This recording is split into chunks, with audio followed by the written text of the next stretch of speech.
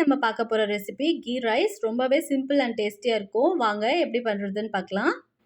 அதுக்கு இந்த மாதிரி ஒரு வெசல்ல ஃபர்ஸ்ட் நம்ம ஆயில் ஆட் பண்ணிக்கலாம். ஆயில் ஆட் பண்ணிவிட்டு ஆயில் நல்லா ஹீட் ஆனதுக்கப்புறம் கூடவே நம்ம கீ ஆட் பண்ண போகிறோம். கீ தான் இந்த டிஷ்க்கே வந்து ரொம்பவே ரிச்னஸை கொடுக்கும். நல்லா வாசனையாக இருக்கும். ஸோ உங்களுக்கு எவ்வளோ கீ வேணுமோ அதுக்கு ஏற்ற மாதிரி நீங்கள் ஆட் பண்ணிக்கலாம்.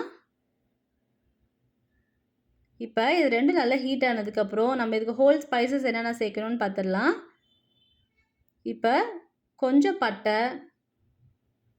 கிராம்பு, 2 ஸ்டார் பூ, 2 பே லீஃப், கொஞ்சம் ஏலக்காய் சேர்த்து நல்லா அதை வதக்கி விட்டுக்கோங்க. உங்களுக்கு எவ்வளோ ஸ்பைசஸ் வேணுமோ அதுக்கு ஏற்ற மாதிரி நீங்கள் சேர்த்துக்கோங்க. நல்லா வாசனையாக இருக்கும்.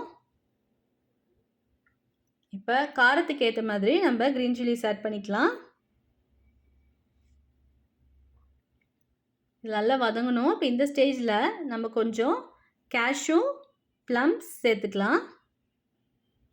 இதை நல்லா வதக்கி விட்டுக்கோங்க. ஃப்ளேமை லோவில் வச்சுட்டு நல்லா வதக்கிக்கோங்க. இது இந்த ஸ்டேஜில் தான் நம்ம ஆட் பண்ணணும். முன்னாடியே ஆட் பண்ணிட்டிங்கன்னா அது வந்து தீஞ்சிரும். கலர் சேஞ்ச் ஆக விடாமல் இதை நல்லா வதக்கிக்கோங்க. இப்போ இந்த ஸ்டேஜில் நம்ம இது கூடவே தேவையான தண்ணி சேர்க்க போகிறோம். சேர்த்துட்டு அது கொஞ்ச நேரம் நல்லா கொதிக்கிற வரைக்கும் விட்டுருங்க.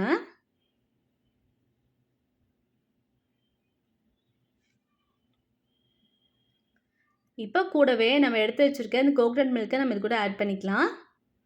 நான் கோகனட் மில்க் ஆட் பண்ணியிருக்கேன். உங்களுக்கு வேணால் நீங்கள் இந்த கோகனட்டை கூட ஸ்மால் பீசஸை கட் பண்ணியோ இல்லை துருவி கூட சேர்த்துக்கலாம். சேர்த்துட்டு நல்லா அது கிளறி விட்டுக்கோங்க. இப்போ நல்லா கொதிக்கிற ஸ்டேஜில் நம்ம எடுத்து வச்சுருக்க அந்த பாஸ்மதி ரைஸை நம்ம இது கூட ஆட் பண்ணிக்கலாம். சேர்த்துட்டு தேவையான அளவுக்கு சால்ட் சேர்த்துட்டு இதில் நல்லா கிளறி விடுங்க. இந்த ரைஸ் முங்குற அளவுக்கு தண்ணி ஊற்றுனீங்கன்னா போதும். ரொம்ப சேர்க்க வேணாம், இல்லாட்டி ரைஸ் குழஞ்சிரும். நான் இதை வந்து ஒரு 10 மினிட்ஸ் சோக் பண்ணி எடுத்து வச்சுருக்கேன். அப்போ தான் நல்லா பளபளன்னு வரும். இப்போ சால்ட்டு டேஸ்ட் பண்ணிவிட்டு வேணால் திரும்பி கூட போட்டுக்கோங்க. நான்வெஜ்ஜே செஞ்சு போர் அடிக்குதுன்னு நினைக்கிறவங்களுக்குலாம் கண்டிப்பாக இந்த கீ ரைஸ் வந்து ரொம்பவே சூப்பராக ஈஸியாக இருக்கும். செஞ்சு பார்த்துட்டு மறக்காமல் எனக்கு கமெண்ட் பண்ணுங்கள்.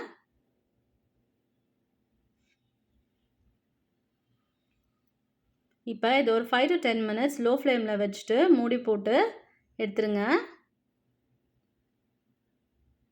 நல்லா பளபளன்னு கீ ரைஸ் ரெடி ஆயிடுச்சு பாருங்கள்.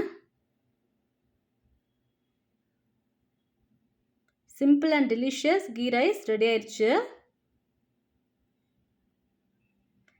இப்போ நீங்கள் இதை வந்து நல்லா ஒரு எக் கறி கூடயோ ஒரு மட்டன் கிரேவி கூடயோ வச்சு சர்வ் பண்ணி சாப்பிட்லாம். மறக்காமல் இந்த சேனலை லைக் பண்ணி சப்ஸ்கிரைப் பண்ணி ஷேர் பண்ணி வச்சுக்கோங்க. அப்போ தான் நான் போடுற ஒரு டிஷ்ஷஸும் உங்களுக்கு நோட்டிஃபிகேஷன் காமிக்கும்.